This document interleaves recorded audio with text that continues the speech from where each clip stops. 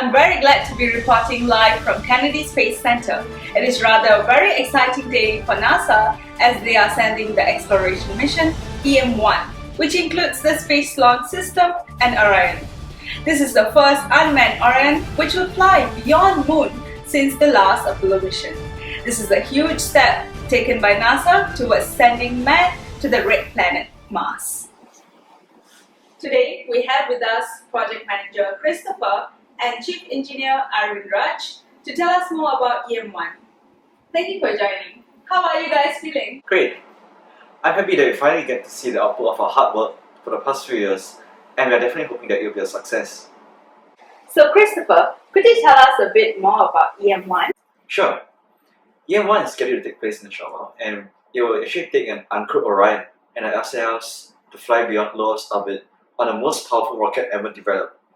EM-1 is expected to be a 21-day mission, which will involve Orion traveling 70,000 km past the Moon.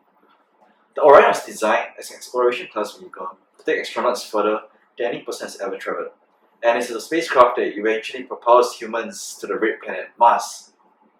The SLS is a powerful advanced launch vehicle for a new era of space exploration beyond Earth's orbit. It offers more payload mass, volume capability, and energy to speed missions through space than current launch vehicles. What is the significance of EM-1, and is there any upcoming missions that NASA has planned following this EM-1? Well, the high-level objective of EM-1 is to stress all the systems of the Orion spacecraft to their design capabilities to ensure that it will be safe to put astronauts on board. We should understand that the Moon is roughly 1,000 times further than the International Space Station, while Mars is roughly 1,000,000 times further. So it's a huge journey. Success of this mission will prove that we are one step closer to getting humans on the red planet to explore Mars for habitability and evidence for life in the distant past. The upcoming mission will be EM-2, and it is scheduled to be the first crewed mission of NASA's Orion spacecraft. It is expected to be a 10 to 14 days mission with a crew of 4 astronauts who will spend 4 days in the lunar orbit. Thank you, Chris. Yes, sending man to Mars would be one huge challenge. Well, Arvind, could you explain some of the main challenges in EM-1? Yeah, sure. The biggest challenge in this mission is the re-entry into the Earth's atmosphere and landing the Orion module safely back on Earth's surface. Hence, in order to withstand the excessive heat produced due to friction with the Earth's atmosphere, the Orion module has a protective system. This vital heat-shielding thermal protection system is designed for the vehicle's full integrity to remain intact even during the atmospheric re-entry. The Orion cone shape is a time-tested and was proven successful with the Apollo missions. The shape of the Orion is a right shape to return at a high-speed re-entry as opposed to a winged vehicle. Then what about the challenges in long-term space mission, since Mars is going to be the next stop? Escaping Earth's gravity to launch into space is the greatest challenge. It requires a large amount of propellant.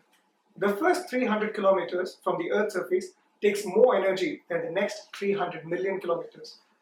As the mass of the spacecraft is increased, the amount of fuel needed also increases exponentially. This is crucial because when it comes to a manned mission, the total mass of the spacecraft, along with the provisions for the astronauts, can get really heavy. Another big challenge is the adverse effects on human body. The human body in microgravity behaves very differently when compared to its behavior on Earth's surface. The harsh space environment has adverse effect in the form of muscle atrophy, sleep problems, bone loss, vision impairment, and radiation exposure. But some of the most pronounced effects are in fact on the mind due to isolation and lack of interaction with other human beings. Thank you, Christopher and Arvind, for joining us and for your insights. Well, we are just few minutes away for EM-1 to be launched. Thank you all for joining us, and let us catch a glimpse of the takeoff.